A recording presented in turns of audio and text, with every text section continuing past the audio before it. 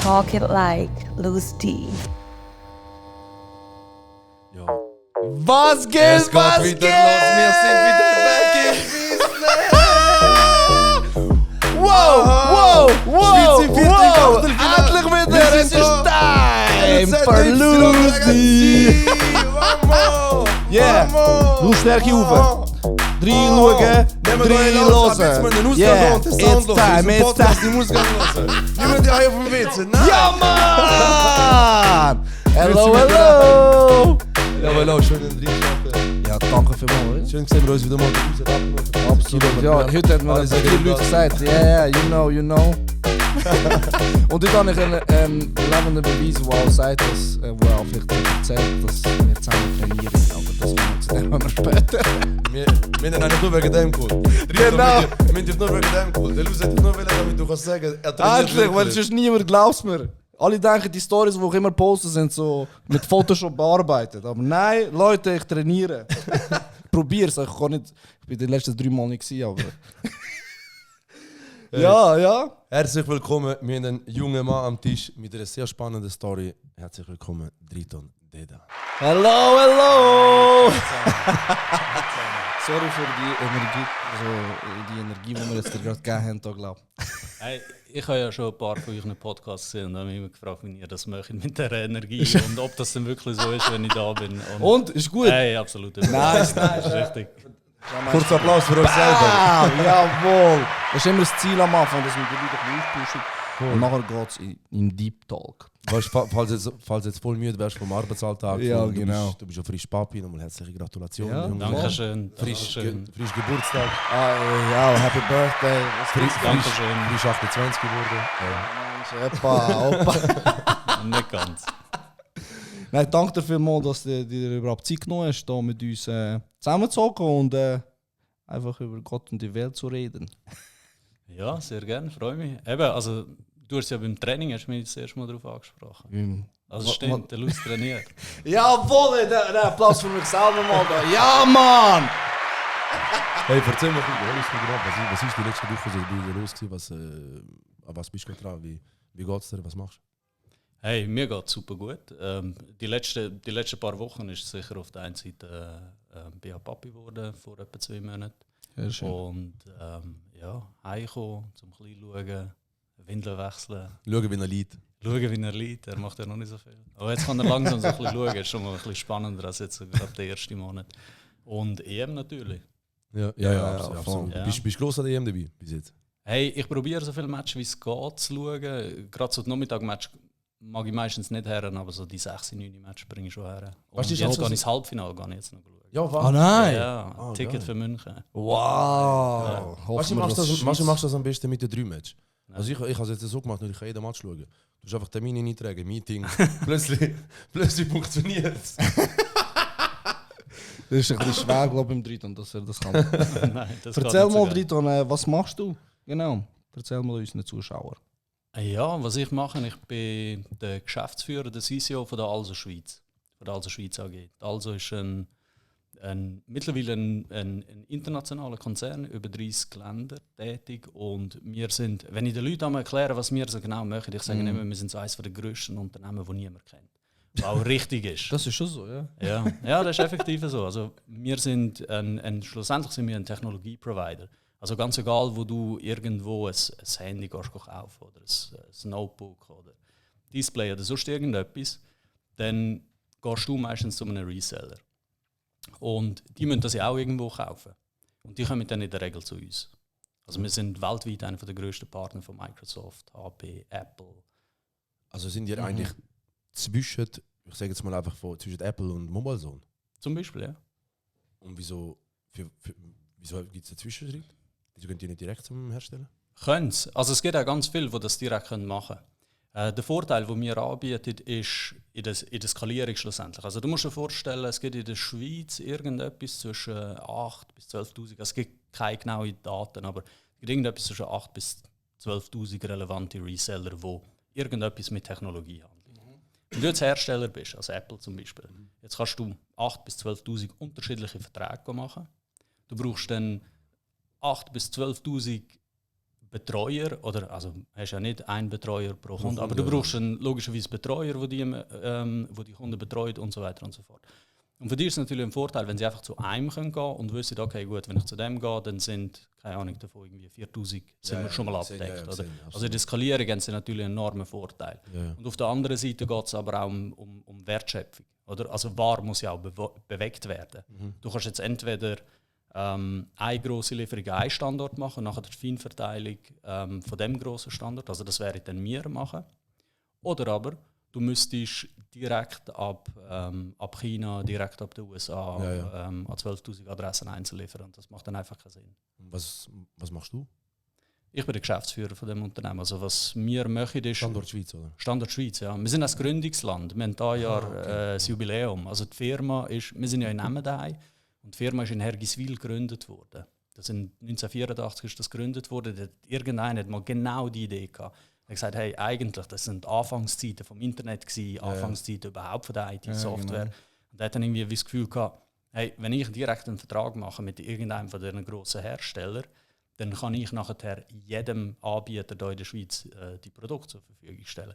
Das hat er dann sehr erfolgreich gemacht und von dort aus ist dann nachher die Expansion gekommen über ganz Europa. Also wir positionieren uns auch als europäischer Konzern in der IT. Das ist doch sehr interessant. Glaub, in einer 4,5-Zimmer-Wohnung ist es mal gegründet worden, soweit ich mal informiert worden bin. Ja, genau. Ja, genau. Und, jetzt, wenn du dir vorstellst, in 30 Ländern vertreten. Ja, also es ist eine mega spannende Geschichte. Wir haben ihn getroffen vor kurzem. Also einer von den Gründer, der Bruno Gabriel. Also gut, 84 ist noch nicht so lange. Ja, 1984 gegründet worden. Der lebt noch, der hat uns das allererste Strategiepapier mitgebracht. Ja. Ja. Okay. Er hat 1983 hat er auf einer Seite, ich meine, man muss sich vorstellen, der Businessplan, eine Seite. Ja gut, nur schon, dass im 83 einen Businessplan hast. Ja gut. Weißt du, muss man schon sagen, dort ist einfach so, ich fange mal an. So. Ja, das stimmt. Ja. 1983 hat er wirklich einen Businessplan gemacht und ist dann auf Investorensuche gegangen. Und ist 1984 ist er mit der Firma gestartet und ein paar Jahre später für damalige Verhältnisse unvorstellbar viel Geld hat er die Firma verkauft. Also vergleichbar heute mit der ganzen Silicon Valley Story. Also wir sind eigentlich so ein klassisches Startup-Unternehmen, so Garagenunternehmen, wie man es heute eigentlich kennt aus dem Silicon Valley. Ja, so also die American Dream Stories, so, das sind ja eigentlich so genau so die. Wie lang bist du im Unternehmen tätig? Ich bin jetzt seit 8 Jahren im Unternehmen tätig. Also das Unternehmen selber kenne ich natürlich schon ewig lang. Ich habe in der IT angefangen. Das war mein allererster Job gewesen. In einem von der, ich sage jetzt schon mal, von der ersten Online-Shops in der Schweiz. Ja.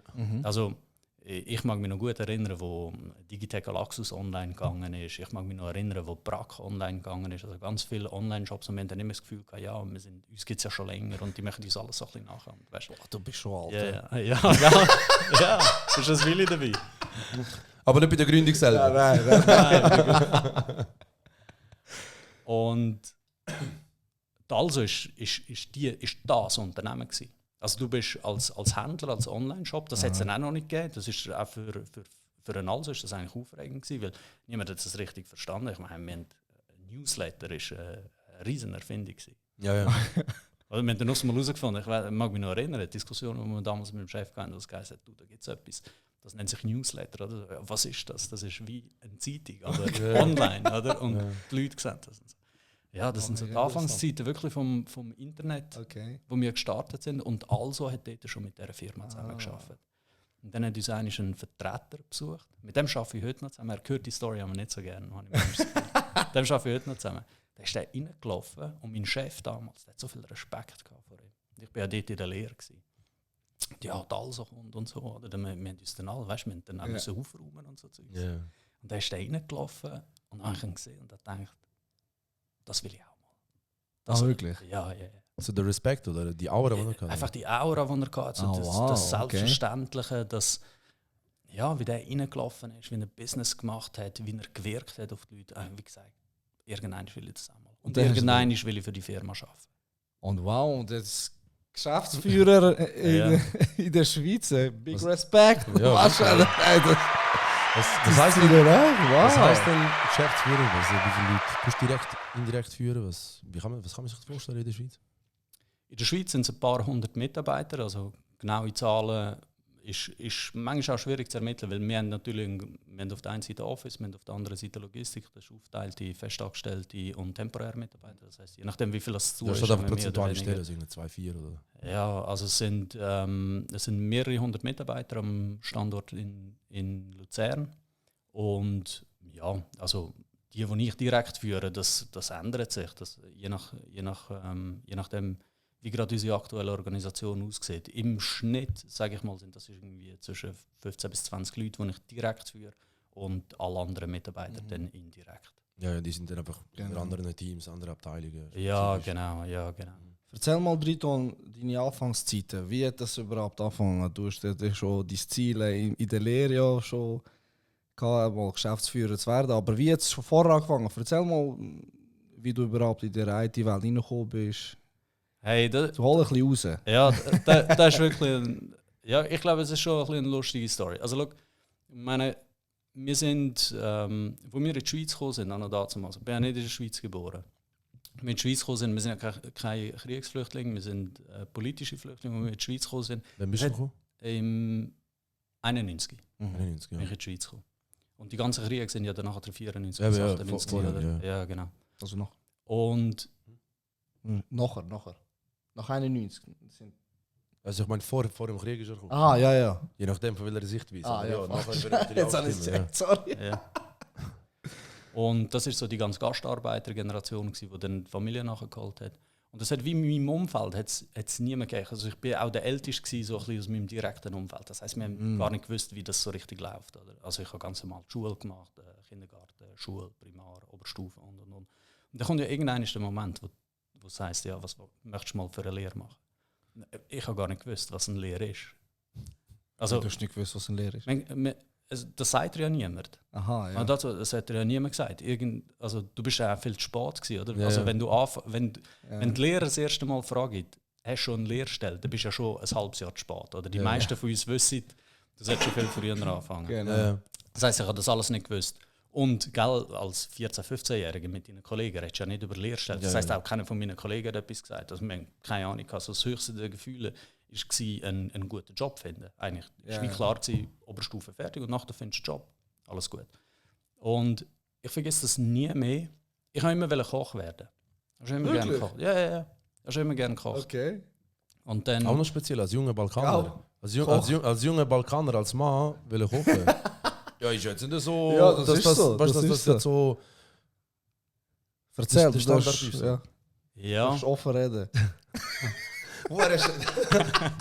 Also ich habe zum Beispiel einen Kollegen, er ist auch ein Albaner und er hat, oh mein Gott, hoffentlich sehe das jetzt sind 2 oder 3 Schwestern und er hat gesagt, er hat gerne gekocht als Kind. Und ihm ist es nicht verboten worden, aber mir so, du musst es gar nicht können. So, entweder kochen sie oder die Mutter kocht, aber du musst es nicht können. Ja. So. Weißt du, man ist jetzt nicht gerade so naheliegend, dass das gerade so. Aber ja, speziell. ja, gell. Also irgendwann sind ja dann die ganzen Kriege ausgebrochen. Ja. Und es hat dann wie so einen Moment gegeben, wo unser Pass jetzt einfach nicht mehr gegeben. Oder? Also Okay. beim ersten Krieg in Slowenien, Kroatien. Ah, ja. Das wissen viele nicht von den Jungen, aber so die Älteren, die wissen das noch. Irgendwann ist jetzt einfach das Land, wo du eigentlich geboren bist, jetzt aufs Mal nicht mehr gegeben. So auf einem Tag gefahren. Dein Pass ist nicht mehr gültig gewesen. Und alle hätten jetzt alle neue Pässe beantragen. Wir haben das nicht gemacht. Das heisst, wir sind so eine Zeit lang so eine Mischung zwischen Sans-Papier und. Also, wir haben dann nicht können reisen während der ganzen Kriegszeit. Das ist auch auf Schulreise, ist das immer cool gewesen. Also, wir sind, vergesse nie mehr, wir sind auf Graubünden, 4. Oberstufe, sind wir auf Graubünden ins Schullager und praktisch jeder Tagesausflug ist über die italienische Grenze gewesen. Ja. Habe ich überall nicht mitgehen. Ich habe 1 Woche lang Ping-Pong gespielt in der Jugendherberge. Oh, nein. Während die ganze Klasse da die coolen Wanderungen gemacht hat Ja, ja. und immer wieder auf Italien und wieder zurück. Und, das habe ich alles nicht machen. Und habe mich dann auch recht stark eingesperrt gefühlt. Und Essen ist etwas, wo du die Welt kannst erleben kannst, ohne dass du reisen musst. Ich habe dann angefangen Italienisch kochen, angefangen Asiatisch, angefangen so das sehr Gefühl schön von gesagt, eingesperrt sein. Mit Essen hat jeder die Möglichkeit, eine andere Kultur kennenzulernen. Ganz egal, wo du Absolut. bist. Darum Essen. Essen ist für mich extrem wichtig. Und darum wollte ich dann auch unbedingt Koch werden. Ja, es ist Schöner so- Grund. Mega schöner Grund. Schöner Grund. Ja. Heute viel Applaus. Ich glaube, er hat In der Anfangszeit, ja voll. Ich esse auch gerne Leute. Der nächste Gast soll uns mal etwas essen mit Ja, wirklich. so Baklava oder so irgendetwas, wäre auch geil. Ja, und dann ist, aber ich habe das ja nicht gewusst, dass wir auch eine Lehre machen können. Das alles nicht so richtig checken. Und dann ist, wie irgendwann ist dann doch noch die Frage gekommen. Ist die Lehrerin vorher hergestanden und gesagt, liebe Schüler, was wollt ihr mal werden? Welche Lehre wollt ihr machen? Da habe ich das erste Mal davon gehört, dass man eine Lehrstelle muss haben, dass man eine muss suchen. In dem Moment? In dem zum ersten Moment, Mal ja, gehört? zum ersten Moment gehört. Okay. Und, Wow. dass alle schon eine Lehrstelle haben. Also ich habe nicht nur gecheckt, ich habe nicht nur realisiert, dass ich keine habe und nicht weiss, was es ist, sondern alle anderen haben es schon gewusst. Also was reden wir da? Von welchem Jahr? Wow. Das ist 4. Oberstufe, Du bist Jahrgang? 86er, 86. Das wäre 14, 15. 4, 15, 16, 15. Ja. Okay, ja, um 2000 rum. Ja. Ja, auch schwierig, auch ganz eine andere Zeit. Weißt, wir, Ja, sind ja. wir sind 10 Jahre jünger als du. Ja, Das ist ja, auch noch mal- ist noch mal ist ein ganz Riesenunterschied, anders gewesen, ja. Und dann hat das jeder gesagt, so, ja, ich habe eine Lehrstelle dort, ich habe eine Lehrstelle dort. Und ich habe einfach nichts gehabt, ich habe das erste Mal davon gehört. Und dann ist sie zu mir gekommen und ja, es ist dann nachher nicht so gut ausgegangen, das Gespräch für mich. Auf jeden Fall ist es dann nachher weitergegangen und bin dann ins Informationszentrum, ins BIZ. BIZ, Ja, ja. damals. Und ich bin dann so beleidigt gewesen, dass ich nicht gewusst habe, dass es eine Lehrstelle gibt, dass mir das niemand gesagt hat. Also richtig stur. Bin ich dort reingelaufen, dass ich angeschaut habe, dann wirst du begrüßen. Ja, grüezi, Herr Dede, was wollen Sie denn mal werden? Was sind deine Interessen? Und Ja. und ich habe sie angeschaut und habe gesagt, was ist das Beste, was man machen kann? Und dann ist so eine pädagogische Antwort zurückgekommen, ja, es geht ja nicht gut oder schlecht. Ja, ja. Oder? Es geht und dann ist sie wieder unterbrochen und gesagt, was ist das Beste, was ist aktuell das Beliebteste, was man machen kann? Dann hat sie gesagt, KV. Oder ins Büro. Dann habe ich gesagt, also gut, das will ich machen. Dann hat sie gesagt, ja, aber für dich ist es vielleicht ein bisschen schwierig aufgrund von Herkunft, weil Noten sind eigentlich immer gut gewesen. Mit dem habe ich nie ein Problem gehabt. Aber so Herkunft, das musst du gut überlegen. Es gibt Berufe, die passen vielleicht besser zu dir. Dann habe ich gesagt, nein. Abgebrochen, bin heimgegangen und habe Bewerbungen geschrieben. Und früher hast du ja noch von Hand müssen Bewerbungen schreiben und dann Geil. 250 Bewerbungen später habe ich eine Lehrstelle bekommen. Wow. Das ist ein Ewig Fixer, krass, das ja. verdient. 250 Bewerbungen. Alles per Hand geschrieben. Alles vorhanden. Alles von. Ming, ja. Ey, und so hat es dann angefangen. Und das war in dem Online-Shop. In einer Okay. 5,5 Zimmer-Wohnung in Emmenbrock. Also, Ja, und, Das das ist meine, dort habe ich meine Lehre deine gemacht. Lehre auf 4-jährige Lehre, oder? Ja, 3-jährig. 3-jährig ist, jetzt ist er 4-jährig, oder? Das KV. das kann Ah nein, das KV, Nein, das das KV, KV, sorry. ja. Ja, das KV Ja. ist Er sieht einfach aus wie ein Maurer. Du hast schon Ja. Ah, wow, okay. Und so bin ich dann nachher eigentlich in die Branche hineingekommen. Also ich meine generell praktisch alles, was ich gemacht habe im Leben, ist extrem stark mit dem Kopf durch die Wand. Schon, Ja, ja. Ist das auch so ein bisschen, wie du Business machst? Oder wie du Mm, führst? Oder wie du in der Businesswelt unterwegs bist? Ja, kommt schon ein bisschen her. Also nicht im Sinn von mit dem Kopf durch die Wand, im Sinn von Sachen also aufbrechen oder sonst irgendwie, sondern schon sehr, sehr hartnäckig. Also wenn ich mir das Ziel vornehme, aber das habe ich schon immer gehabt. Also wenn man etwas vornimmt, dann schon sehr, sehr beständig, sehr hartnäckig, sehr zielstrebig. von wo Es kommt braucht das? dann vieles, um mich davon abbringen, dass ich, Ja. dass ich von dem Weg abkomme. Von wo kommt das? Dass du so hartnäckig bist, so ehrgeizig? Ich weiß es nicht. Ich glaube, vieles hat schon mit Erziehung zu tun. Ich habe das auch sicher vorgelebt bekommen. Mein Großvater war so, mein Vater war so. Also es sind weißt, Männer oder Leute, Vorbilder, die das effektiv vorgelebt haben. Okay. Die sind sehr gerade gewesen, sehr strikt, prinzipientreu. Hat auch eine andere Generation. Das, Eine andere Generation, ja. Und das eigentlich. Aber ich habe mir dann auch von innen nichts sagen lassen. Okay. Also wir sind dann, auf der einen Seite sind wir gezogen worden, du musst so zielstrebig sein und auf der anderen Seite aber auch, du musst alles hinterfragen. Also auch mein Vater bis heute hat das dann recht lang gesagt, dass ihm das irgendwann ist das auch ihm zu schlecht gekommen. Ja. Ich habe dann irgendwann auch nicht mehr auf ihn gelassen. ja.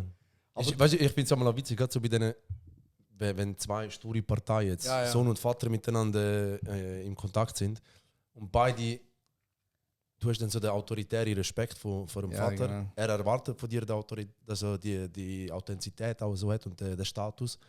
Aber beide wollen sich gegenseitig nicht sagen lassen. Weißt du, Ja, Los ist zu, aber ich lasse mir nichts sagen. Aus Prinzip so der Film finde ich als junger Mann aber nicht mehr witzig, wenn das auch wieder bei jungen Leuten so siehst.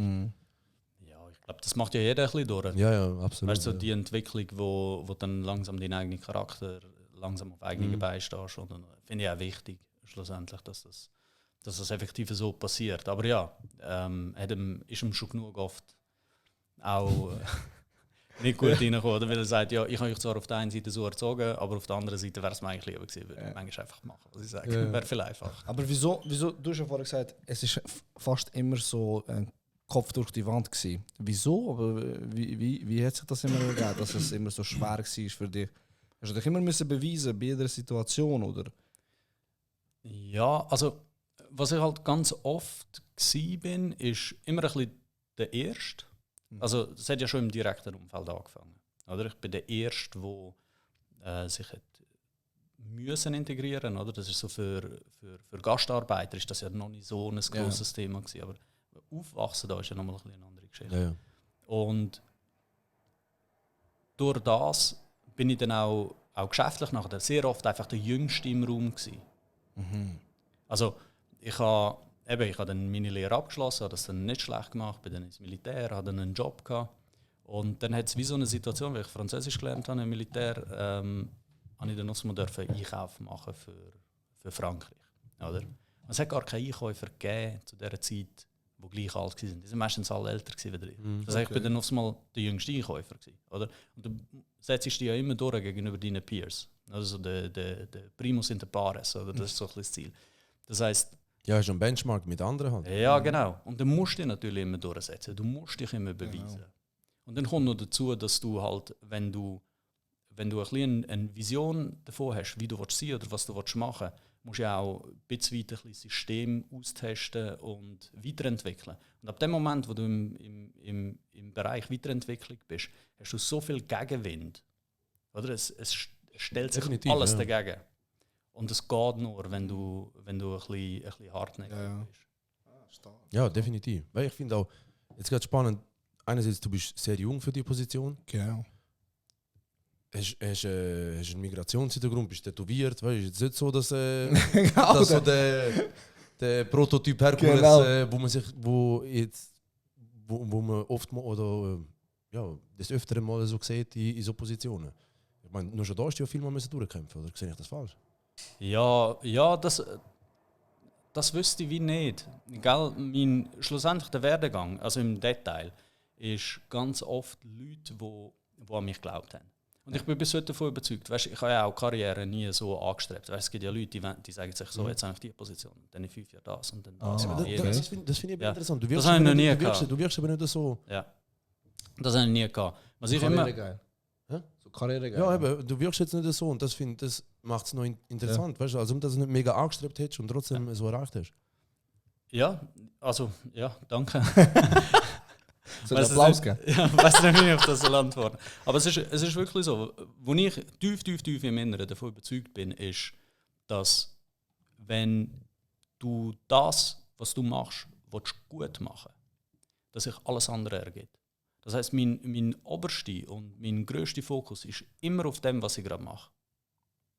Und je mehr ich mich auf das fokussiere, was ich mache, und das probiere erfolgreich zu machen, desto mehr Türen gehen auf. Also ich bin nicht einer, der eben an Türen geht klopfen, solange bis sie aufgehen, sondern ich eigentlich immer das, was ich mache, immer schon sehr, sehr gut machen. Und dass irgendjemand außer mir einen Vorteil daraus hat. Ob das jetzt Unternehmen ist, ob das Arbeitskollegen sind, ob das eine direkte Vorgesetzte ist und alles andere ist dann nachher wie gekommen. Oder? Automatisch. Ja. Also es klingt jetzt wirklich blöd, aber ich sehe das heute auch noch. Der grösste Fehler, den Leute machen, wenn es um Karriere geht, ist, dass sie ganz oft mit dem Kopf noch jemand anders sind. Oder dass sie gar nicht schätzen wissen, was sie gerade machen. Dann zu wenig Fokus haben auf dem, was sie machen. Und schon eigentlich mental sind sie schon, ja, weißt du, ich will mal, oder? Ich will mal Teamleiter sein, oder ich will mal der Chef sein oder sonst irgendetwas. Und das tut sie ganz oft eigentlich danach dazu behindern, dass sie weiterkommen, weil sie durch das vernachlässigen, was sie eigentlich machen sollten. Ja, der Fokus nicht da ist. Ja, laserscharfer Fokus auf das, was du machst. Und alles andere passiert oder es passiert nicht. Weißt du, es muss dann jemand anders sehen. Ich sage immer, das ist ein Spruch, den ich oft brauche. Weißt, am Ende des Tages, ich stehe jeden Morgen auf und gebe mein Bestes. Ob es reicht oder nicht, entscheidet jemand anders. Ja, stark. Hey, ich habe einmal also absolut zum Unterschreiben. Absolut zum Unterschreiben. Ich habe mal einen Satz in einem Buch gelesen. Viele Leute machen extrem wenig und dann nachher darüber klagen, dass sie nicht gewonnen haben. Ja. Und ehrgeizige Leute, also hungrige Leute, die geben alles und sind sich nachher darüber am Fragen, ob sie alles gehen, ob es gelangt hat, was gemacht haben oder Ob nicht. sie genug, Ja, ob es genug gehen oder nicht. Weil Das das ist so. geht so in die Richtung. Ja, das kann ich schon ein bisschen bestätigen. Weil ich meine, ich habe, egal wie viele Leute ich kennengelernt habe, ich bin ja immer in einem Grosskonzern gewesen, immer international gearbeitet. Ja. Falls ihr euch an meine Kochstory erinnert, ich habe mich früher für fremde Kulturen interessiert und habe dann eigentlich schon immer in Unternehmen arbeiten, wo ich nachher reisen darf. Ja. Das habe ich immer gehabt. Das ist eigentlich das einzige Kriterium an einem Arbeitgeber, das ich immer gesucht habe. Ah, wirklich? Ja.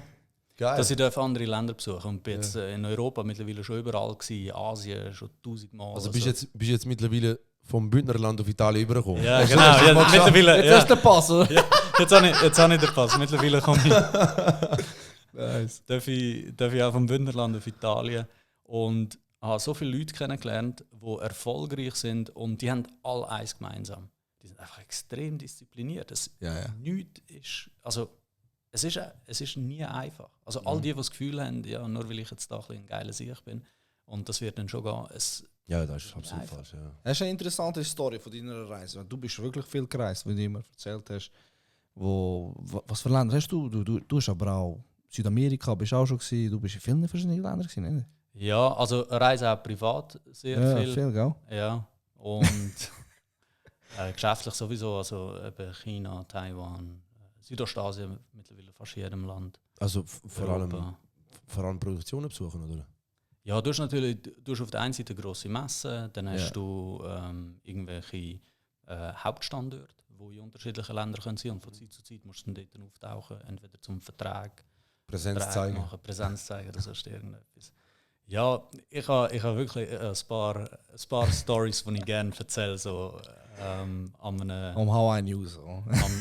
Weißt du, so Lagerfeuer. Cocktailpartys. Ja.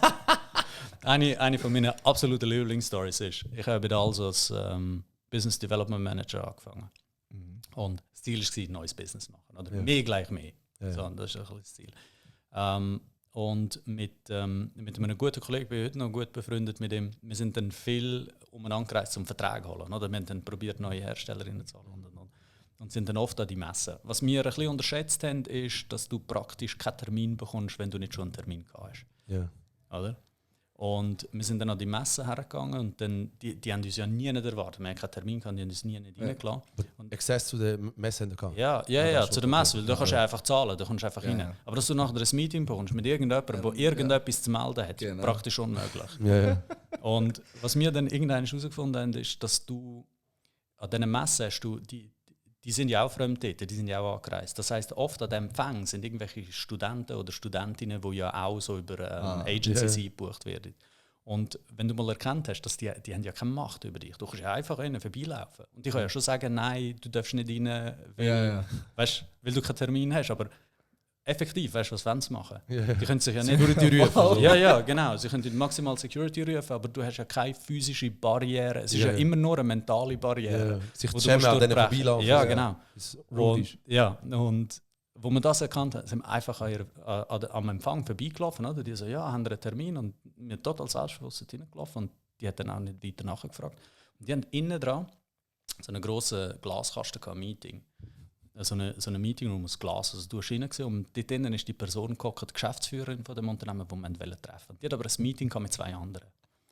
Und wir sind dann dort draussen rumgelungert und haben uns dann gefragt, ja, wie machen wir das jetzt, wie sprechen wir sie an und. Und irgendwann haben einfach die Türen aufgerissen, wir sind reingelaufen, hergehockt. Ja.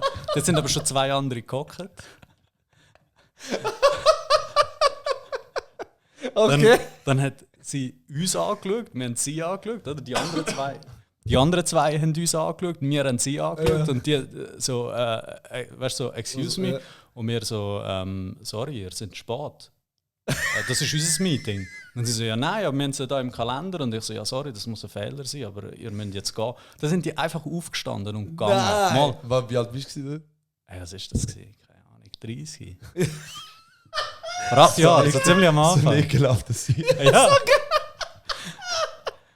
Und dann sind wir zu zweiten dort gehockt und die haben uns natürlich angeschaut. Hey, wer sind ihr eigentlich? Was wollt ihr da? Weißt du, ich habe gerade ein Meeting mit denen gehabt. Und die tun mir mega leid. Falls ich die jemals wieder treffe, ich habe keine Ahnung, wie sie heißen, aber es tut mir Wenn sie wirklich jetzt leid. vielleicht zuschauen, gut, die verstehen vielleicht kein Schweizerdeutsch. Nein, sie sind nicht aus der Schweiz gewesen. Hey, sorry, das ist unser Meeting, ihr seid falsch. Und die haben sich nicht getraut zu werden. Die sind einfach Ja, aufgestanden. So, vielleicht recht, weißt du? Ja. So geil. Ich habe jetzt gedacht, weißt du, was du sagst irgendwie. Ich habe gedacht, du kommst jetzt mit. Ich bin 3,24 gewesen, weißt du, so, in dem Film, so damals mir noch alles scheißegal. Und dann kommt da 30. Aber wie vorher gesagt, mit Kopf durch die Wand, brutal. Ehrgeizig, sein Ziel erreicht. Mit der haben wir geredet, oder? Ja. Also, wir haben auch gewaltige Ziele gesetzt. Weißt du, wir haben ja, unsere Abteilung ist ja frisch gewesen, uns hat es ja noch nicht lange gegeben. Ja. Und wir haben gewaltige Ziele gesetzt. Was wir das Gefühl haben, was wir leisten mögen. Und wir haben dann irgendwann realisiert, ja, vielleicht haben wir es mal ein bisschen zu voll gemacht, weißt du? Und dann musst du halt liefern. Ja. Und mit ihm zusammen, wir sind dann wirklich viel umeinander gereist. Okay. Also wir haben dann ab und zu auch jemanden mitgenommen und die meisten haben so nach einem halben Tag die aufgegeben. Weil die haben ja schon auch oft das Gefühl gehabt, ja, die möchten jetzt einfach ein bisschen plauschen und ein bisschen, Ja. aber es ist Knochenarbeit. Also, Ja, Kaltakquise ist. ja, Kaltakquise ist Ganz Schlimmste. grusig, ja. Ist wirklich Knochenarbeit. Aber das ist eine von meinen Lieblings. Aber jetzt, also für mich der wichtigste Punkt. Hat es geklappt? Nein. Das ist eine geile Story.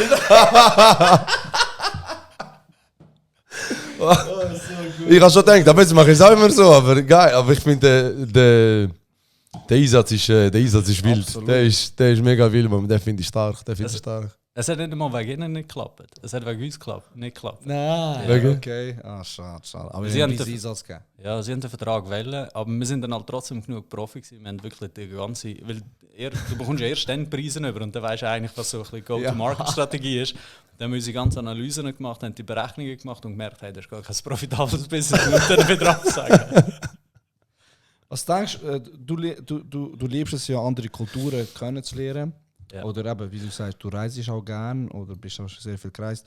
Was bringt dich das weiter, so viel Reisen oder mit anderen Kulturen? Kannst du es vielleicht unseren Zuschauern erklären, was es für dich gebracht hat, was es vielleicht für andere Leute kann bringen, dass sie, wenn sie andere Kulturen oder immer reisen, in ein bisschen andere Länder sind, wie sie sich dann persönlich vielleicht können weiterentwickeln mit dem? Also im Job hat es mir mega viel gebracht.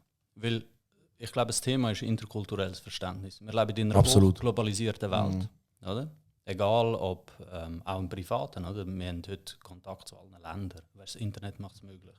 Und interkulturelles Verständnis ist etwas, wo mich persönlich als auch beruflich weitergebracht hat. Und das ist einer der wichtigsten Gründe.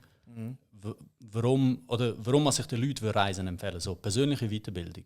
Nicht nur, es ist ja nicht nur der Plausch, oder es gibt Wunder auf dieser Welt, die haben wir in der Schweiz nicht. Wir leben schon in einem sehr, sehr schönen Land, aber es gibt Wunder auf dieser Welt, die sind es wert, besucht zu werden. Egal, weißt, das kann nicht sein. Wer schon mal in Venedig war, egal wie touristisch oder überlaufen war, weißt, niemand kann sagen, dass Venedig nicht ein Wunder ist. Genau, das ist Wenn du das siehst, oder weißt, so der Zauber von Paris oder auch so das Urbane von Berlin, das kann, egal wie oft du das gesehen hast, es ist immer beeindruckend. Und je weiter du gehst, desto beeindruckender wird es auf der einen Seite. Bist halt umso weiter weg von deiner eigenen Kultur. Ja, Weißt du, umso weiter weg du Ja, bist. genau. ja. Wie versprochen kannst du? Nicht so viel. Hast du nicht gesagt, vor Französisch kannst du auch? Ja, also Französisch, Deutsch, Albanisch, Englisch, Französisch. Das ist schon gut. Das ist schon mehr als genug. Ja. Ja, das ist ja top. Es sprechen nur Deutsch, es sprechen nur Albanisch. Er kann eine Sprache. Er kann halb Deutsch und halb Albanisch. Weißt du, Ja, gibt's aber eins. Das nennt sich Emmenbruck. Ich bin 10 Mal aufgewachsen. Nein, ich finde vor allem, weißt du, das mit dem interkulturellen Verständnis. Ich finde, zum Beispiel jetzt gerade witzige Story, wenn du jetzt eine Story erzählt hast. Ich habe es dir vorher erzählt. Ich bin am Montag den Murat Yakin gesehen, in Frankfurt. Ich bin mit dem Match gesehen. Und nachher läuft also der Team. Wir sind im Hotel gewesen, wo die Family und Friends vom Staff war, also von den Spielern und von allen. Wir haben das am Anfang nicht gecheckt. Wo man das Buch dann nicht gewusst, oder? Noch zuerst mal gesehen, den Vater vom Akanji ist ja neben mir und ich sage ihm so, ich bin der Zusammenfassung am Schauen und ich habe gecheckt, dass das er ist. Dann sage ich so zu ihm, ich so, wie ist der Match gestern im Stadion? Also, ist geil, ist super gewesen, ganz gut, mein Sohn war super. Dann ich so, ja, ist super gewesen, aber bei Maisa, das Füllkrug, ist er schon ein bisschen weit weg gewesen. Nein, Barjaka, diese Jacke, Granit war ganz weit. Das ist so ein bisschen, okay, gut, das war funny gewesen. Und nachher sehen wir 15, 20 Minuten später gesehen wir den Murat Yakin. Nachher 2, 3 Leute bei ihm und er ist nicht mit allen reden. Ja. Und ich so, ich irgendwie, willst du nicht einfach voll anrennen zu ihm und heben oder so? Ich muss schon noch irgendwo durch Respekt haben. Was machst du bei so einem Schweizer mit türkischem Migrationshintergrund? Murat Abi, ich gebe ihm so mit Faust. Nachher so am Lachen schaut er mich so an. Ich so, gestern super Match gemacht, gratuliere, viel Glück für den Samstag, oder? Also mehr als 4 Mal geilen Anzug, sagt er mir. Ich habe einen Schweizer Trainingsanzug angehabt. Okay. Der hat auch einen angehabt. Und ich so, merci du auch, aber mir steht er ein bisschen besser. Dann schaut er mich an, gibt mir einfach so einen Nackenklatscher. Er so, Dann haben wir ein Foto gemacht, ein ganz sympathischer Typ. Aber das für die weißt du, aber so, wenn du nur schon ein paar Wörter auch schon, das ist auch damit der Sprache, weißt du, wenn du so ein paar Fetzen hast von der Sprache, macht es gerade sympathisch, wenn jemand deine Sprache ein bisschen kann. Mega. Absolut. Also ich setze mich auch, ich meine, ich tue mich extrem mit diesen Ländern auseinandersetzen, wenn ich irgendwo hergehe, egal ob privat oder geschäftlich. Dass ich mich vorbereite, dass ich mich einlese, in die Leute, die ich treffe. Oder? Alles, was ich finde, dass ich dort schon mal ein bisschen irgendetwas herausgefunden habe. Weil vieles ist ja online. Also keine oder wenige Leute sind glaube ich, total unsichtbar. Und es hilft dir. In jedem Aspekt hilft es. Und ich finde, du verlierst ja nichts. Ich verstehe Leute nicht, die sich ein bisschen gegen andere Kulturen verbarrikadieren. So. Ja, weil du verlierst ja nichts. Es sagt ja niemand, du musst deine eigene Kultur aufgeben. Ja, also, wenn du Angst vor anderen Kulturen hast, nur weil du das Gefühl hast, dass du deine eigene Kultur verlierst, dann sagt das viel mehr über dich aus als über die anderen Kulturen. Finde ich, oder? Das ist so. Und Informationen ist Power. Das macht, also das ist... Genau. Weil wenn du nur irgendwie weißt, wie man sich begrüßt in dem Land, bist du schon mal einen Schritt weiter als andere. Welches Land würdest du empfehlen? So, würdest du sagen, das Land besuche ich das unbedingt? So, das dein Favorite? Mein Favorite Land? Ja. So schwierig. Ja, schwierig. Ich glaube, es kommt so ein bisschen auf... Also hast du etwas, was underrated ist, vielleicht so? Jordanien. Etwas underrated ist Jordanien. Wie fliegst du auf Amman oder wann fliegst du? Amman, ja. Du kannst eins von der underrated... Erstens ist es super, super freundlich. Du kannst es mega gut bereisen. Also du kannst selber ein Auto mieten und im Zeug umeinander fahren. Es ist sehr authentisch, weil es ist nicht so das Oil-rich Nahostenland. Also du hast ganz viel, die haben auch ganz viele Bewohner. Du triffst ganz viele Jordanier. Ich meine, wenn du in die Emirat gehst, die Wahrscheinlichkeit, dass du in Emirati triffst, ist gleich 0. Und die haben extrem viel Kultur. Also du kannst in Amman selber auch schon, weil die haben auch so das ganze Thema Römische Reich, die haben aber auch das Ganze noch vor dem Römischen Reich, also das Nebatäische Reich, Königsstraße geht dort durch, Petra ist dort, Jerash ist dort, du kannst als Tote Meer fahren, du kannst von der anderen Seite... Die sind halt auch geografisch mega spannend gelegen. Weißt du, gerade zwischen den zwei riesigen Kulturen, also weißt du, wenn du so Richtung Irak und so gehst, ist ja gerade zwischen denen und Europa, ist ja schon mega spannend gelegen. Große Kulturen. Mega, ja. Und sie haben halt auch alles. Sie haben Berge, also wenn du so in Richtung Norden, Richtung Syrien gehst, haben sie Orte, wo grün sind. Du kannst in Richtung Saudi-Arabien, oder je weiter, desto mehr Wüste. Dann Süden ist auch viel Wüste, so die ganze Wadi Musa-Region. Und halt Petra. Also Petra muss jeder, finde ich, mal eigentlich. Okay. Absolut. Kennt ihr Petra? Nein, ich kenne das nicht. Mir sagt es jetzt gar nicht. Kennt ihr ihn? Ihr kennt Petra? Ja, er sind eben zu jung. Das ist Was ist für? Erzähl mal. Stadt Petra, das ist jeder, der Indiana Jones gesehen hat, weiß wer. Ah, wirklich? Ja, das ist Stadt aber Petra. Das ist einer von den alten Indiana Jones. Ja, okay. Der alte Indiana Jones. Weil ich habe den Film gesehen, ja. Ich habe den Film gesehen und habe gesagt, irgendwann will ich dort her. Ist das mit dem Tor, oder? Jetzt weiss ich, dass viele Influencer sind auch dort gewesen. Haben immer die Videos gemacht. Ich weiss jetzt welches, ja. Aber das habe ich im Fall auch schon ein paar Mal mit Orten, wo ich einfach unbedingt wollte an einen spezifischen Ort gehen, wegen einem Film. Ja. Hast du das auch schon gehabt? Ja, sicher. Sehr weißt du, für dich so etwas gewesen? Boah. Jetzt gerade. Also für mich zum Für Beispiel. mich ist es LA, wo ich jetzt letztes Jahr war. Einfach Das ist ja- the whole city. Ja, Weißt du, hast du für mich hast du Blood in, Blood Out gesehen? Ja. Den Film. Ja. Hast du den gesehen? Ja. Mit Vatos Locos und so, Ja, oder? ja, ja. Dort hat es eine Szene, wo der Miklo sagt, ich weiß nicht mehr, so, der ist mein Lieblingsfilm, darum weiß ich gerade, der Schauspieler und so, der Blondie von denen, wo er sagt, dieser Baum ist East Los Angeles für mich. Ah. Noch ist einfach so ein Pinienbaum dort. Ja. Und ich gehe jetzt am 20. Juli verleihen mit meiner Frau. wirklich? Ja, voll. Ah, nice. Und ich habe gesagt, mir ist scheißegal. Aber So egal wie gut. weit, ich bin schauen, wie weit das weg ist. Voll unnötig. Ich hoffe, sie schaut das jetzt nicht, weil ich habe gesagt, es ist nicht so weit weg. Voll unnötig, dort hinterher fahren. Ich will nur ein Foto mit dem Baum machen. Einfach, dass ich kann sagen, ich bin So Blood in, Blood Out. Ich bin Vataloco. Ja, das finde ich mega cool. Haben wir auch gemacht. Wir haben ja eine längere Reise gemacht in den USA. Das mit 21 mit meinem besten Kollegen gemietet. Geil. Mega gut. Einfach ein bisschen im Zeug, so man cruisen. Und wir haben das auch viel gemacht. Wir sind ganz viele Orte nur besuchen wegen Popkultur. Entweder Songs oder Ja, aus Film Prinzip, oder ja. sonst. Einfach aus Prinzip, ja. Hammer. Ja. Aber wir haben auch ganz vieles schon festgestellt, das gibt es gar nicht. Ja, das ist voll, vor allem bei den Amis. Ja. Vor allem dort hinten. Ja. Dort hinten wird ja ganz Viel viel. nachgebaut. Also, Ja, ja. bist du, sagen wir auch, Hollywood, wie sagen wir? Walk of Fame. Nein, nicht Walk of Fame.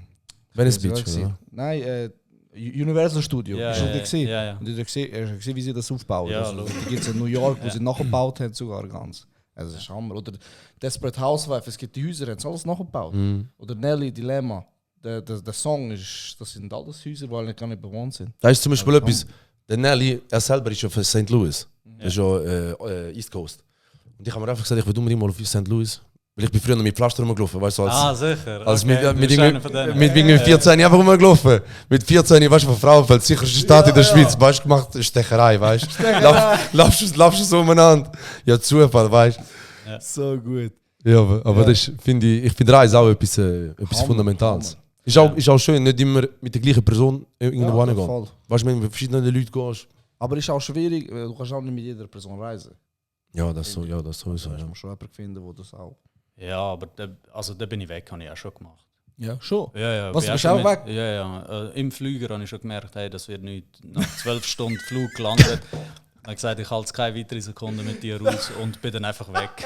Ohne Scheiß. Ja, also Also- ein guter Kollege. Ja, Also Nein. immer noch ein guter Kollege, oder? ja. Einfach gesagt, du. In der Ferien läuft es nicht. Ja. Komm, ich gehe weg. Ja, brutal. Ja, was hat er dich angespuckt, oder? Wie Nein, hast du das verkackt? lange Story, aber gell, ich meine, Ja, merkst halt schon, ja. ja, du merkst einfach irgendein. Wie lange habt ihr euch gekannt? Ja, zusammen aufgewachsen. Merkst du ja schnell, 20 Jahre aufgewachsen, irgendwann plötzlich, Bruder, es geht leider nicht, sorry. Reisen merkst du schon, ziehst du die Leute Nein, schon Reise ist, Ja, ja. Reise ist komplett etwas anderes. Ja. Also ich meine es nur ganz so schnell im Flugzeug, das finde ich intens schnell. Aber weißt du, so nach ein paar Mal schlafen, wenn dann plötzlich mit den 2-3 Mal pennt hast, dann merkst du dann schon, ja gut, das matcht nicht so fest. Aber im Flugzeug habe ich es noch nie gehört. Aber Ja. Ja, wir haben mit dem besten Kollegen, wo wir die USA-Reise gemacht haben, haben wir auch so einen Moment gehabt. Weißt? Irgendwie so nach 2 Wochen, wir haben einfach noch so voll voneinander gehabt. Ja, ja. Er hat andere Interessen gehabt als ich. ja. Und dann in San Diego haben wir uns auch getrennt, eine Woche. Ja, wirklich? Ja. Okay. Ich habe Also, gesagt, ich hey, finde das, ich ja. brauche einfach, ich brauche meinen Space. Ich Ja. habe eine Woche lang in San Diego so am Strand auf einer Veranda verbracht. Es war mega schön. Bist du einfach allein gereist? Ja, und er ist Fotos machen. Wir sind zurückgekommen nachher zusammen. Und er hat mir die Fotos geschickt. Und über die Hälfte von diesen Fotos, an diesem Ort bin ich nicht mal gewesen. Einfach gepostet. Ja. Geil. Weißt du, wir haben das dann so unserer Familie gezeigt Ja, und so. ja. Und dann die Fotos gezeigt. So, wow, mega schön. Wo ist Weißt du, der? live ist sicher noch schöner. Und ich dachte, ich bin auch nicht dort gewesen. Er ist alleine. Wir haben uns dort getrennt gehabt. Hast du das alleine anschauen? Keine Ahnung. Wo er wachsen? Weißt du, auch so allein? Ich finde, so Alleinreise habe ich noch nie gemacht. Ich hätte das schon immer noch mal machen, aber bis jetzt nie geschafft. Das ist, ich finde es sehr speziell. Ich finde das so recht mutig, wenn du das machst. Also, wieso, kannst du das gut, einfach allein reisen? Du hast Ja. es auch schon gemacht, ne? Ja. Ich finde das brutal. Ja gut, also ich muss ja auch ganz oft. Oder haben müssen Ja, ich meine ganz jetzt, oft. ja gut, geschäftlich finde ich jetzt etwas Das ist schon was anderes, geschäftlich, nicht? Findest du? Weißt du, wie oft habe ich schon allein in einem Restaurant gegessen? Weißt du, Leute schon, Table for One. Schau dir an. Weißt du? Ja, aber gut, dort bist du. Gut, das finde ich schon ein bisschen anders so. Ja, finde ich auch. Aber wenn du jetzt bewusst irgendwo gehst, ein Land bereisen und allein willst du einfach die Kultur kennenlernen, die Sachen anschauen, Finde ich schon speziell.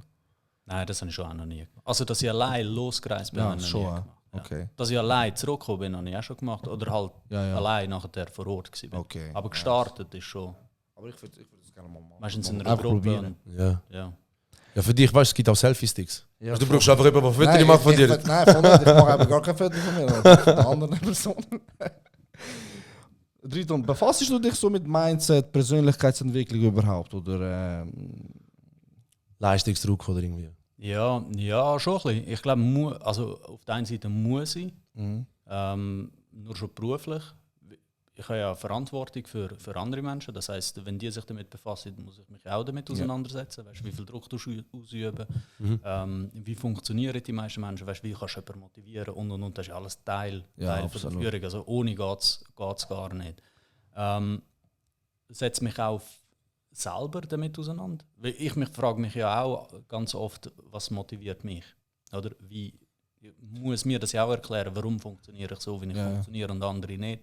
In der Hoffnung auch, dass wenn ich mich besser verstehe, dass ich dann nicht einfach meine eigenen Erwartungen auf eine fremde Person projiziere, die das vielleicht gar nicht mag leisten, die auch unfair ist. Oder ich glaube daran, dass jeder Mensch so nahe wie möglich an seinem wahren Charakter eigentlich am glücklichsten und am produktivsten ist. Also das Ziel ist immer, dass jeder eigentlich sich selber kann sein. Aber wenn ich natürlich ständig meine eigenen Erwartungen auf jemand anderes projiziere, dann zwinge ich wie alle, dass sie so sind, wie ich bin. Aber das ist vielleicht gar nicht gut für das, was sie möchten. Hast du höhere Ansprüche an dich selber als andere Personen? Ja, ich glaube, ich habe das Gefühl, das hat jeder nicht. Dass ich an mich selber schon viel, ich bin zu anderen Menschen schon netter und Als zu dir selber? als zu mir selber. Ich habe relativ einen hohen Anspruch, was Disziplin, probiere das ja auch vorzuleben. Also, dass es jeder hat, würde ich jetzt nicht sagen. Das finde ich jetzt voll. auch nicht. Ich glaube nicht, dass das jeder... Ich finde, das macht die Person auch aus, weil sie karrieremäßig vorantreibt. Weißt du? Wenn du sagst, du wirst mehr, du verlangst mehr von dir als jetzt von jemandem anders, das ist ein brutaler Mindset, finde ich. Also was glaubst du, wieso... In dem Fall, wenn du sagst, das hat jeder, glaubst du, das ist normal. Gehe ich jetzt mal davon aus, wenn ich jetzt mal frech assoziieren. Ja. Okay. Was glaubst du denn, wieso ist das normal? Dass die meisten Leute an sich höhere Anforderungen haben, weil sie ja schon irgendein Bild im Kopf haben, wer sie sein wollen. Ob das jetzt gut oder schlecht ist. Aber die haben das schon. Weißt du, ob das dann noch so auf der anderen Seite nicht so ankommt, ist ja nochmal eine komplett andere Geschichte. Aber ich glaube, im Prinzip, oder, ob jetzt gelebt oder nicht gelebt, ist, wie gesagt, nochmal eine andere Geschichte. Ja. Aber im Kopf, mental, hat jeder das Gefühl, dass er von sich am meisten erwartet. Weder von anderen. Keiner wird daher auch und sagen, nein, ich erwarte von anderen viel mehr als von mir selber will. Ja, wenn dann voll sicher. Nicht einmal die. Hast du jemals irgendjemanden getroffen, der gesagt hat, ich erwarte von anderen mehr als von mir selber? Ja, das ist gerade so direkt gesagt nicht, aber irgendwie gespürt. Ja, also ich hätte jetzt auch eher so... Ich glaube niemand traut sich das sagen.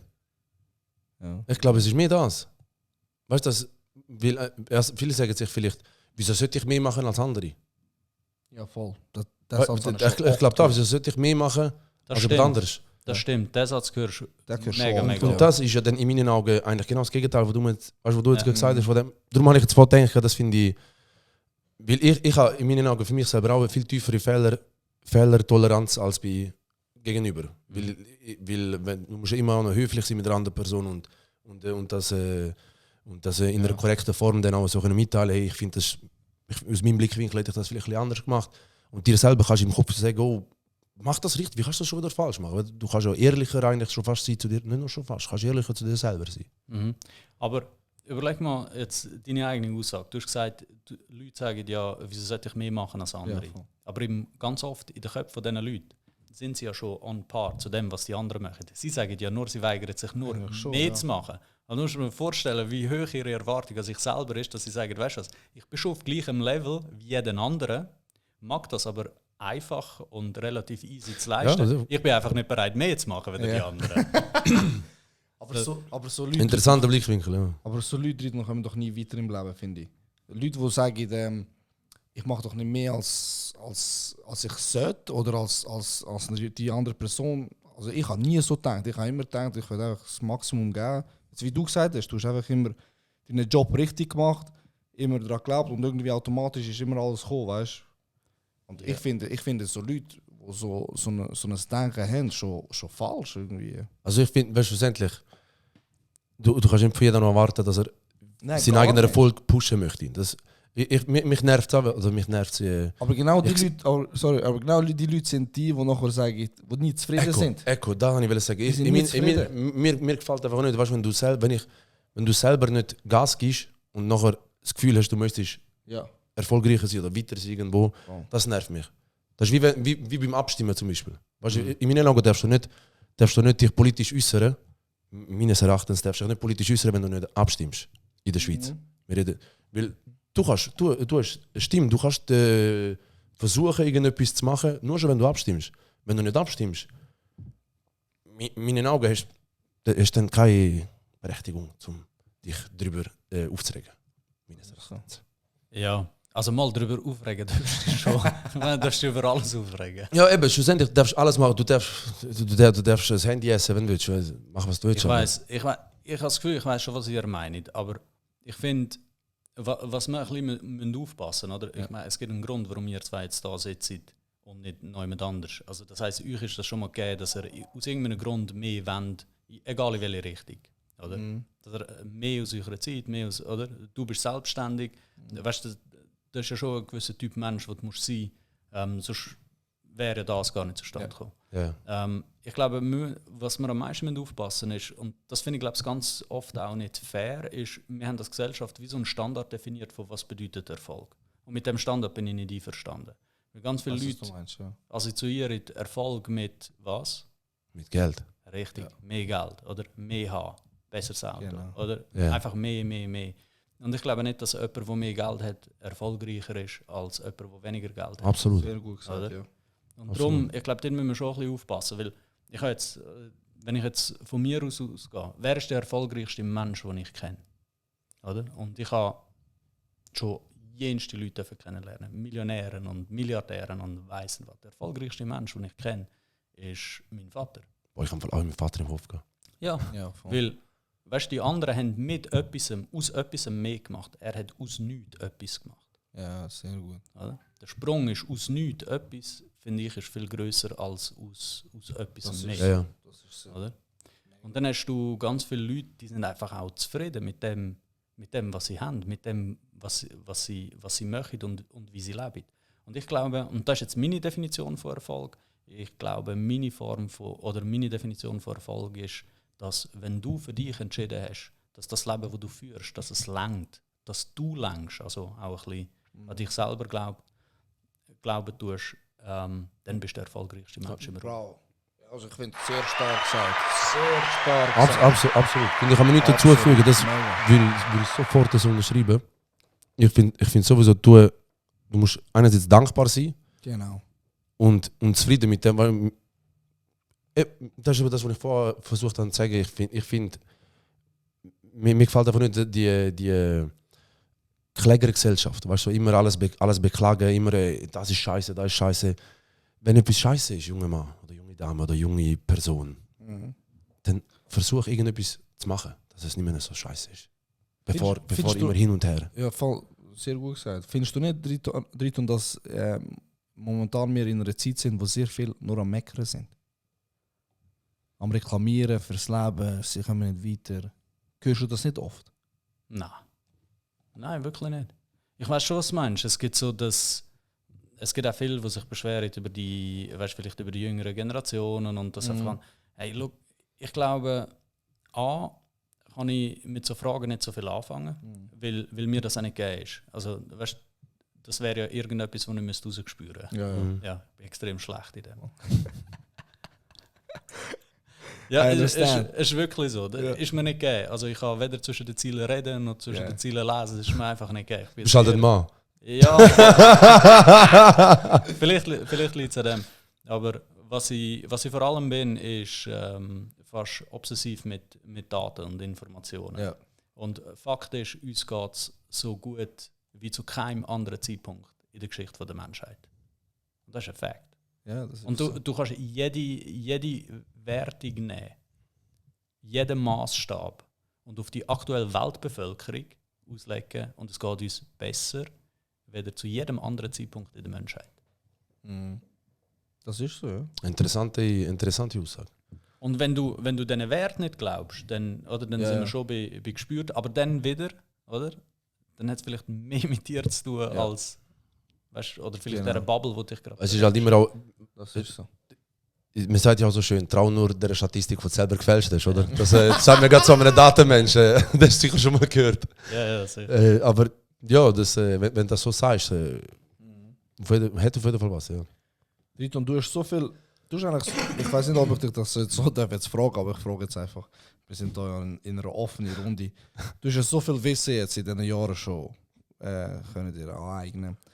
Hast du nicht mal überlegt, etwas selbstständig zu machen und nicht unter dem... Also du bist ja immer noch, eigentlich, ober dir ist ja noch jemand. Du schaffst ja für einen Konzern, oder? Das ist ja schon richtig. Hast du nicht mal überlegt, so etwas... Weil mittlerweile finde ich auch, machen sich sehr viel selbstständig. Also ich erlebe das auch oft, oder siehst du das nicht so? Ja, ich weiß, was du meinst und das ist wirklich so. Aber ich für mich nie. Ja. Und das hat vielleicht auch ein bisschen etwas mit der Kindheit zu tun, aber was ich immer wollte sein, ist Teil von einem System und nachher aber das System zu verändern. Sehr gut, ja. Zu verbessern. Nach deiner Interpretation zu verbessern. Weißt, ich bin ein extrem neugieriger Mensch. Also nicht neugierig im Sinne von, dass ich mich interessiere, was andere Leute machen, sondern neugierig im Sinne von, wie funktionieren die Sachen. Ja. Und, noch ein bisschen alte Schule in dem Sinne. Ja, genau. Ja. Und ich finde etwas vom Befriedigendsten, was ich dürfen lernen, jetzt auch Teil sein von einem Konzern, Teil sein von einem internationalen Konzern. Ich meine, wir machen fast 12 Milliarden Umsatz im Jahr. Also so ein Milliardenkonzern ist es, hinter den nächsten Vorhang zu schauen. Ja, weißt, und jeder absolut. hat das so ein bisschen. Weißt, du schaust an ein grösseres System und denkst, so wenn ich weißt, wie funktioniert das dort? Und wie funktioniert es nach dem nächsten Vorrang? Und wie funktioniert es nach dem nächsten Vorrang? Und dann, wenn du auf die andere Seite vom Vorrang dürfen wechseln, dann nachher auch dürfen mitentscheiden, wo einen Einfluss hast über eine grosse Anzahl von Menschen. Oder ich könnte jetzt etwas aus dem Nichts starten und bin dann für mich verantwortlich. Aber das habe ich noch nie gut können. Für mich verantwortlich sein. Was ich schon immer gut kann, als höchstes Pflichtbewusstsein ist, als Teil von einem Team funktionieren. Oder? Zur Verbesserung des gesamten Teams. Oh, ja, sehr gut aus. Also ich finde, deine Frage ist fantastisch, junger Mann. Weil ich glaube, ich habe das Gefühl, Leute mit intrinsischer Motivation, wie ich das Gefühl habe, ich kenne dich ja nicht so lange, mit nicht so lange meine ich irgendwie 63 Minuten oder so irgendetwas. Wie lange es auch immer jetzt schon geht, vielleicht eine Stunde oder so. Ich finde, Leute mit intrinsischer Motivation sind eher gemacht für Selbstständigkeit. Darum finde ich deine Frage gut und interessant auch deine Antworten darauf, weil ich glaube, du bist einer, wo ich mir vorstellen dass das ein oder andere wirklich verdienen könntest. Aber findest du nicht... Aktuell, wenn... Also ich erlebe das, ich lese auch und ich sehe auch, oder bei mir kommen viel gerade Startups, die Sachen fotografiert haben für ihre Produkte und so weiter. Es gibt ja immer mehr Selbstständige, die es probieren wollen. Die Arbeiter gehen ja nicht aus. Also, wie sieht es bei euch aus? Also, haben ihr Probleme mit Leuten überhaupt zu finden? Gute Leute? Nein, die Situation hat sich ja auch jetzt stark verbessert. Also wir haben gerade heute wieder einen neuesten Bericht bekommen von der Nationalbank, so ein bisschen Konjunkturprognose Schweiz. Und das ist direkt während Corona ist ja ganz extrem gewesen, haben sich ja alle beschwert. Und jetzt mittlerweile hat sich das auch ein bisschen wieder ein bisschen normalisiert. Ich glaube, das ist halt auch wie so, oder? Die Wirtschaft funktioniert ja ganz oft in Wellen. Und je nachdem, ob du zuoberst oben auf dieser Welle bist oder zuunterst unten auf dieser Welle, nimmst du das anders wahr. Ich glaube, das hat sich eigentlich recht stark normalisiert. Ich stelle das nicht fest, dass wir dort massive Probleme haben. Aber es gibt effektiv zu wenig Fachkräfte in ganz vielen Bereichen. Ich kann jetzt nur für unser Unternehmen, respektive für unsere Industrie reden. Es gibt gewisse Spezialisten, die gibt es gar nicht. Weißt, alles im Bereich Artificial Intelligence.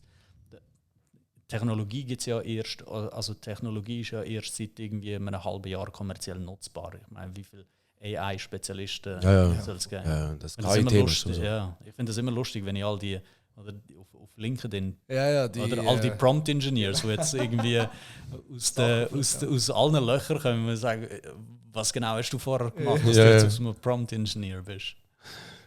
Auf jeden Fall sehr interessant. Aber ja, du, Corona hat sowieso viel. Ja, sehr vieles von mir. Wir hatten viele Leute gehabt, die ihr Leben immer. Also, weißt du, die Manuela ist ja wegen Corona gekommen, ja. von LA, Nadine ist gekommen. Ja.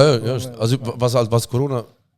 Hat ja nicht nur negative Sachen gehabt. Ja. Gut, was Corona halt positiv beeinflusst hat, ist noch so das Flexwork, Homeoffice-Thema. Ja. Ist früher ist die Schweiz ja sehr konservativ gewesen, in den meisten Branchen. Und da jetzt viel. Haben die da einen grossen Wandel gemacht? Sind die vorher schon modern gewesen, so Flexwork, Homeoffice und so? Ja, nein, vielleicht. Also, wir sind schon sehr Richtige modern, Aussage von einem Ja, Vorstandsmitglied.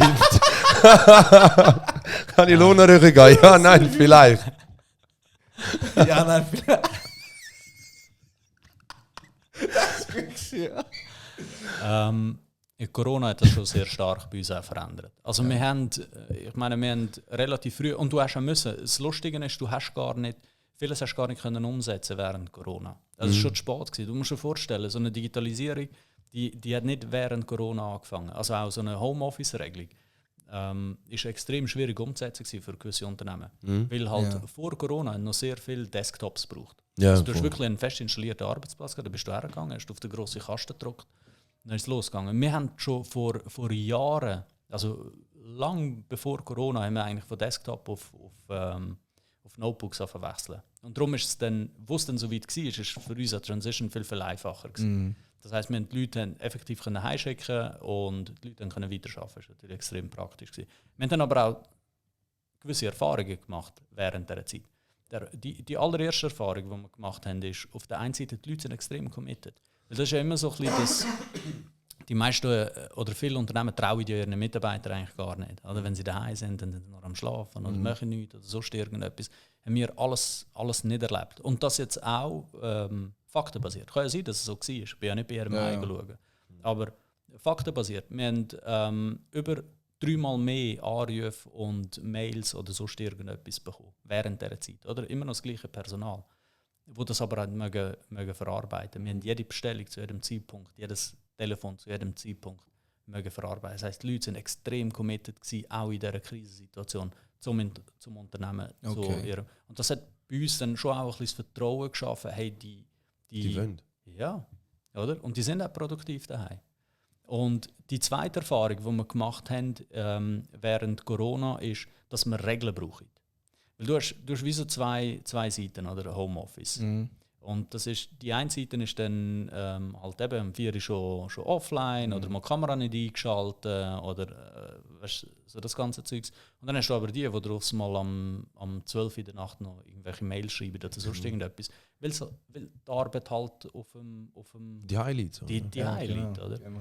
Und wir haben dann Regeln eingeführt. Wir haben das ganze Konzept eingeführt, New Work Style, wo wir gesagt haben, hey, wir wollen ganz klar definieren, von wie wird miteinander gearbeitet und wann wird miteinander gearbeitet, wie wir priorisieren, wie wir, weil ich das wie nicht haben wollen. Das ist nochmal eines von meinen wichtigsten Themen, ist eigentlich, dass die Leute bei uns eine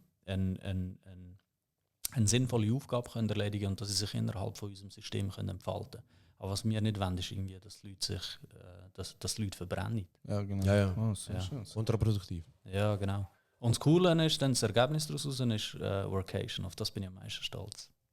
Wie meinst du Vacation? Von der Ferien aus. Ja. Ah, Wenn dann nachher irgendwann, wo wir genug sicher waren, dass das Thema Work-Life-Balance und Homeoffice funktioniert, ist ja dann irgendwann schon mal die Idee gekommen, ja, eigentlich spielt es ja gar keine Rolle, ob ich jetzt daheim bin oder ob ich in Süditalien bin oder irgendwo im Balkan oder sonst irgendetwas, spielt ja gar keine Rolle, solange eine gute Internetverbindung ist. Ja. Sehr gut. Und haben dann das testen und das wird auch recht oft genutzt. bei Hast uns. du da implementiert? Das ist die Idee, nein. Also die Implementierung hat dann nachher ich gemacht, einfach aus zeitlichen Gründen. Aber die Ursprungsidee war von meinem Vorgänger, vom Tom. Der ist aus mir gekommen, so, hey Dritan, was meinst du, Workation, das könnte noch etwas sein. Weil ich zu dem Zeitpunkt schon im Management war. Dann haben wir das im Management besprochen. Ja, wir wissen nicht. Und was bedeutet eigentlich Workation? Weißt, wie sieht das rechtlich aus? Das hat es alles noch nicht gegeben. Mittlerweile gibt es ja relativ gute Ja, schon spannend. Guidelines, wie man das umsetzen Sehr gut. und haben dann einfach gesagt, hey, wir probieren es doch einfach. Weißt du, was das Schlimmste, was passieren kann? Ja. Wir probieren es, wir schauen, ob die Leute gut reagieren auf das und dann nachher Feedbacks abholen, wie es sich angefühlt hat. Und also für viele, gerade in Europa ist es natürlich eine mega coole Geschichte. Ja. So gut, so gut. Und was ist mit befasst ihr euch schon mit künstlicher Intelligenz? Also, wie sieht es das bei euch aus? Ja, sehr intensiv. Also künstliche Intelligenz ist ja nicht nur mir, sondern ich glaube die ganze Branche. Wir haben ja auch schon in diversen Podcasts so ein bisschen über das Thema geredet, den Einsatz von künstlicher Intelligenz. Und du siehst es, glaube ich, als erstes, oder? All die Content Creator, also künstliche Intelligenz im Bereich Content Creation ist sicher am weitesten fortgeschritten und am besten auch kommerziell nutzbar. Dort haben die Leute jetzt schon Möglichkeiten, die es früher gar nicht gegeben. Ich glaube, auf der einen Seite ist so der technologische Aspekt und der gesellschaftliche Aspekt von künstlicher Intelligenz, der einen Einfluss auf uns wird haben. Aber ich kann euch mal vielleicht spannende Zahlen geben. Und zwar geht es ja darum, wie groß ist künstliche Intelligenz. Oder?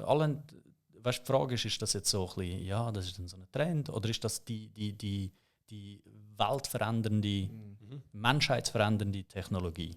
Oder? Und die Frage ist wie nicht abschließend geklärt. Also wir sind der Meinung, es ist so ein bisschen the next big thing. Und sind ganz viele dieser Meinung. Aber auf was stützen wir so eine Aussage? Und wenn ihr euch anschaut, und wir nehmen mit 100 Millionen User als Zahl, was haben das Gefühl, wie lange es gegangen ist, bis das Internet bei 100 Millionen Haushalten war? Also zeitlich gesehen? Zeitlich gesehen. Weißt du, es geht darum, wie schnell wird eine Technologie adaptiert. Vielleicht 10 Jahre. Ja, 10 Jahre, ja, würde ich auch sagen. Ja, mehr als 10 Jahre. Ja. Was haben das Gefühl, wie lange ist es gegangen, bis Facebook 100 Millionen User gehabt? Irgendwie 15 Jahre oder so. Nein, sie sind schon schneller gewesen. Okay. Ja, sie sind schon schneller gewesen. Irgendetwas so bis 6 Jahre. Was haben das Gefühl, wie lange es gegangen ist, bis ChatGPT 100 Millionen User gehabt hat? Ja, ich glaube, halbes Jahr oder so. Ja. 3 Monate. 3 Monate. Noch nie. Also, 3 Monate, 100 Millionen. Ja. Noch nie. Ich glaube zwischen 3 und 6 Monaten. 6 Monate ist spätest jetzt. Ja, ohne dich darauf zu behaften. Ja, ohne mich darauf zu behaften. Aber maximal ein halbes Jahr. Bis 100 Millionen User. Und einfach, dass man sich das muss vorstellen im Verhältnis zu anderen Technologien, die eingeführt wurden, ist, wie schnell und wie gewaltig das gekommen ist. Und wenn ich auch anschaue, wie schnell als die Leistung steigt, was AI effektiv... Und das nur mal auf technischem Level. Wir reden noch nicht über gesellschaftlich, über Use Cases, über so irgendetwas, sondern Sachen, die man effektiv messen kann. Oder?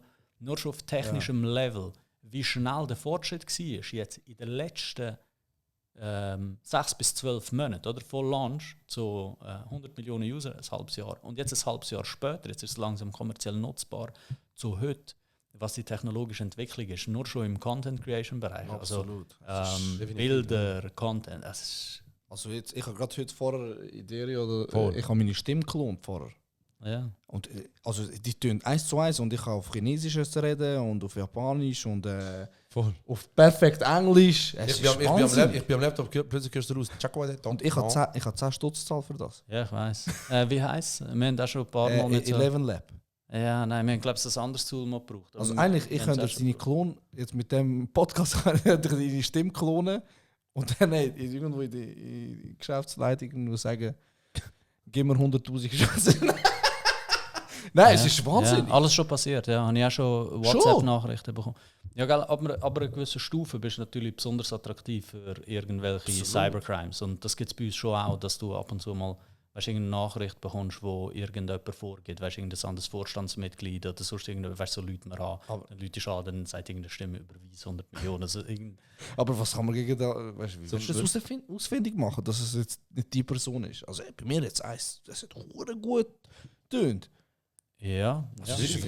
Cybersecurity. Also weißt du, ich glaube, die 3 grossen Themen rund um AI sind auf der einen Seite Artificial Intelligence im technologischen Sinn, also die Entwicklung von Artificial Intelligence. Das kann man kontrollieren, im Rahmen behalten. Richtig, dann Kontrolle, also im Sinn von Vorschriften, Governance-Themen. Der letzte Punkt ist Cybersecurity. Also das ist exponentiell, wie sich das entwickelt. Ja. Weil du kannst gute Einsätze oder schlechte Einsätze nutzen. Oder die Bad Guys, die haben dann nachher auch Artificial Intelligence und die sind nun mal viel, viel schneller als alles, was du jemals gesehen hast. Ja. Schwierig mitzuhalten. Ja. Jetzt bald machen wir Podcast auch auf Chinesisch. Ja. Weißt du, dann ich mir gerade im Fall genau heute überlegt, wo ich deine Stimme auf Japanisch ist vorher war. Ja. Wo ich seine Stimme auf Japanisch gehört habe, habe ich gedacht, wie interessant wäre es echt, wir zwei machen den Podcast mit AI. Also, Ja, weißt du, voll. so, wir reden und als Partner Ja. das Programm. Voll. Weißt du, das Programm uns Antworten gibt, wir stellen dir irgendwelche Fragen. Ah, das wäre interessant, ja. Das haben wir im Fall vorher genau überlegt. Machen wir das mal einfach eine Folge. Ja, das, Wir machen den Podcast oh mein Gott, ich habe einen ChatGPT. Content Creator Spruch. Erzähl. Schreibt doch in die Kommentare, ob das spannend wird finden. Absolut. Erste Mal haben wir das Ja, gesagt. das Wir sind ist voll die schlechtesten Vermarkter. Wir sagen das nie. Folge. Gerne an dieser Stelle folgen auf Spotify, YouTube und Like it, Apple kommentieren, Music. teilen. Voll. Sagen wir Ja, einfach nie. Hammer. Danke, Triton. Wirklich sehr, sehr spannend. Mega. Sehr inspirierende Sachen, die du erzählt hast. Sehr Sehr spannend. viel Spaß gemacht. Ich hoffe, du hast dich auch gut dabei gefühlt, oder? Ja, auf jeden Fall. Ja, ist wirklich gut gewesen. Was ja, denkst du so als Schlusswort an unseren Zuschauer, Zuschauerinnen? Kannst du etwas ihnen erzählen? Vielleicht hau so ein riesen Zitat raus. wo uns- Für heute hast du es schon ein paar Mal inspiriert, aber vielleicht kannst du noch so als Abschluss noch etwas mitgeben. Hey, Tschüss. Los it, lose die Podcast, kannst du auch sagen? Nein, ich habe etwas, was mir wirklich wichtig ist, was ich glaube, es allen möchte mitgeben, ist, interessiert euch für das, was ihr möchtet. Es muss Sehr euch wirklich interessieren. Weil wenn es euch nicht interessiert, das wird jeder merken. Aber wenn ihr euch für die Themen, weißt Ja, you have to absolut. care. Oder? Egal was du machst, interessiert dich dafür, was du machst. Hammer, sehr, Sehr schön. sehr gut. Sehr schön. Danke dir vielmals. Ja, meine Wirklich Leute, Spaß gemacht. meine Damen und Herren. Der Triton aus dem Bündnerland. Ich bin froh, schon immer noch Ping-Pong spielen. Thank you Zweite so Karriere, much. Olympiade Ping-Pong-Profi. Yes, Yeah. baby. You know, bis nächste Woche. Los sind wieder drin. Aha, Das stimmlicher war's, Salam vom Blues. Woo! Skuru Papa. Hey, ciao ragazzi, bleibt gesund. Küsse euch Eltern auf Stirn. Ciao zusammen. Talk it like Loose D.